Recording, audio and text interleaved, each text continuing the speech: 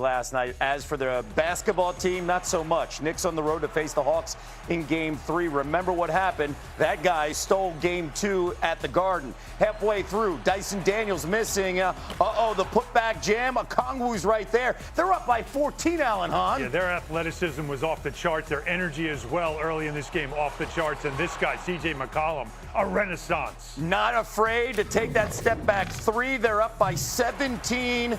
Jalen Brunson to Miles McBride, the triple here. Here comes the comeback. They're within 4. 4 minutes to go. 5-point game. Karl Anthony Towns driving. And then Jalen Johnson, access denied. Anunoby has it. Steps back. Corner 3. Shot clock expires. Yes. Knicks within 2. 1:47 to go. Anunoby to McBride. McBride got it. We're tied at 105. 68 seconds left. And it's Jalen Brunson. The finish right here. You hear the whistle and 1. Knicks up by 3 after the free throw and feeling good. Are they going to steal one on the road? Here comes Johnson. Blocked by Towns. He gets it back. Hawks down 1 now. Same score. And here comes Brunson trying to create separation. Tough shot here, Alan. This is after the shot clock, late in the shot clock. He's got nothing else. His footwork's not working. That's excellent defense from the Hawks. And that's an air ball from the captain. Okay, 1-point game now. Hawks are down. McCollum driving. You know he wants the matchup.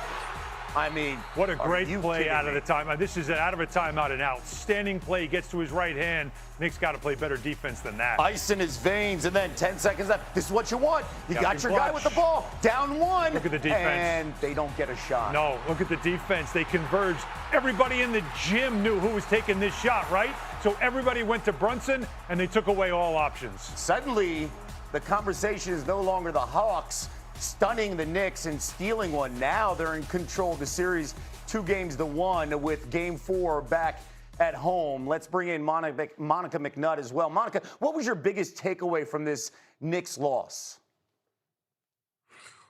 Good morning, Nagandi and Han. You know, I thought that the Knicks have struggled to create quality shots. I mean, outside of Deuce McBride and OG Anunoby, who shot some gutsy threes, overall as a team, they have not shot the 3-ball, and therefore they've not been able to create space in terms of dribble penetration and to allow sprays. It seems like it's a lot of iso ball because, Han, I heard you mention this, the athleticism and the energy, the Hawks have been content to guard one-on-one, and it has posed some problems in the last 2 games. I'll tell you what, I have been saying this on this show as the playoffs began. There is a Dragon Slayer at the bottom of the East bracket. The Hawks might be the Dragon Slayer. They are looking at this series now as they stole a Game 2, and then they avoided a collapse in Game 3, but they've got control of this series. And Quinn Snyder and CJ McCollum are dominating this series because Snyder's been outstanding with his play calling, and McCollum has made all the big shots. This is the vet on a team that doesn't have a ton of playoff experience, and he has certainly led the way. But for the Knicks, execution, a major problem. Mike Brown is trying to find combinations that'll work. As I said before, everybody knew who was taking this shot. Jalen Brunson, clutch player of the year last year. And the Hawks went around him, converged with tons of length. He had nowhere to go. He threw the ball away, and the Knicks lose this game. And this is now a dangerous place where the Knicks are, a team that thought they could go on a run.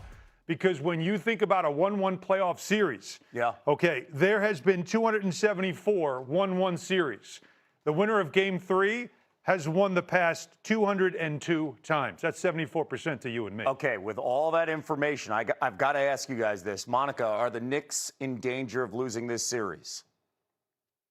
Well, I think you look at the numbers, yeah, but you can counter the Game 3 stat with the Game 1 stat. They did win Game 1. Here's the thing, Nagandi. They have to go back to New York with this thing tied up. And I don't think that that is something that they are not well aware of. I agree. Snyder's been great on the calls. And what you thought was going to be a difference maker in terms of this team, having the veteran core experience deep into the playoffs compared to the Hawks, basically they've been outmatured, if you will, by CJ McCollum by himself in the last 2 games. Outmatured, that's a strong word. Now, look, you have a Knicks team that has been here before. Yeah. This team, as I also said this before on the show, it's only the Knicks playoffs when it's excruciating. And that's literally what's going on right now.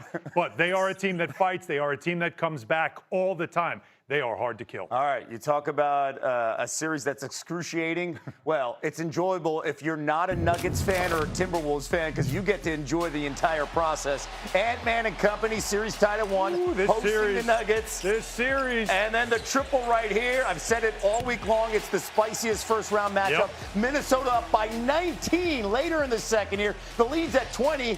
Jaden McDaniels, the block on Christian Brown. Play continues. McDaniels, by the way, he talked a lot of talk, and he backed it up here in Game 3. They don't like each other, but it almost feels like Minnesota doesn't like Denver more. And Denver's like, why are you so mad? It's the first round.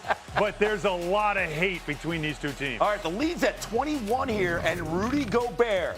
Again, this is another storyline against Nikola Jokic. Look at the block on the three-time MVP. This is a great matchup. It's a story we'll talk about in a minute, but he has been a difference maker. Gobert one-on-one with the MVP. Okay, later in the fourth, the emotional top of that building popped off after that. McDaniels in the lane. Oh, the poster slam right there. He told you, bad defenders. Look at the reaction from D-Wade and Candace Parker. Double digits for McDaniels. Minnesota goes on to win 113-96. Your biggest takeaway from what Minnesota did and how they did it? Well, I'm telling you, this is about defense. This is literally what McDaniels was talking about, but it's also about the matchup. A 3-time MVP, a 4-time Defensive Player of the Year. How are you stopping Jokic? Because he's the centerpiece of everything that they do in Denver. He's one-on-one with him in this series, and he has been dominating him the last 2 games. The numbers tell you he's got Jokic shooting 38% from the field. Look at the three-point shooting as well. He is literally the Stifle Tower stifling Jokic. And if you pull up the box score and you look, 27-15, that doesn't tell the story. That doesn't tell the story of what Jokic has been. He had 3 assists. He's frustrated on the floor. Very. And when you look at this, Monica, and the rest of the series, are the Timberwolves in the driver's seat right now? It feels that way, Nagandi, and I keep thinking back to like origin story, right? Like Tim Connelly literally built a team to beat the Nuggets, and it is coming to fruition again, right? Like, and we're still in the era of the league where defense, I think, deserves so much credit, and the Wolves over the Nuggets, especially without Aaron Gordon, are poised to defend. Tim Connelly, former Nuggets general manager, by the way. So he understands the roster buildup and some of these guys, especially the foundational pieces. And right now, the Timberwolves backing up all. As this series shifts from New York to Atlanta, C.J. McCollum's screen right was the hero in Game 2 for the Hawks, 32 points on 55% shooting. Dyson Daniels, no. Onyeka Okongwu with the putback, cleaning up the mess. That's just a good friend. Second quarter, Hawks up 52-38. C.J. putting the Hawks up 17, part of that trade to send Trae Young to Washington in exchange for the 34-year-old McCollum. Let's get to the fourth quarter, 7 to play. Karl Anthony Towns driving, blocked by Jalen Johnson. OG Anunoby hits that, though. El Cato Grande driving baseline.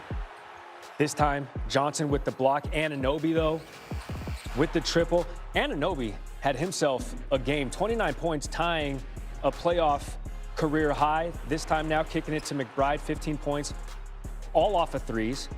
Knicks legends in attendance, all tied 105. Then it's Jalen Brunson, the hoop, the harm. Knicks actually go up 3 after the made free throw. Next Hawks possession, you saw Jalen Brunson. What about Jalen Johnson? Denied at the rim by Karl Anthony Towns, though he gets the putback. 24 points, 10 boards, 8 assists for JJ. Hawks down 1, 24 seconds left. Jalen Brunson, ISO ball, Jalen v. Jalen, air ball. 3 turnovers for Brunson. Not his strongest finish to a game. 0 for 5 from 3 as well. McCollum rolling, 15 seconds to go. Hawks down 1. So he hits the go-ahead eventual game winner in Game 2. And with this go-ahead eventual game winner also hold up in back-to-back games for McCollum. Hawks up by 1. But again, the Knicks have an opportunity. JB turnover, looking for Josh Hart. Instead turns the rock over. Hawks win Game 3, 109-108. They take a 2-1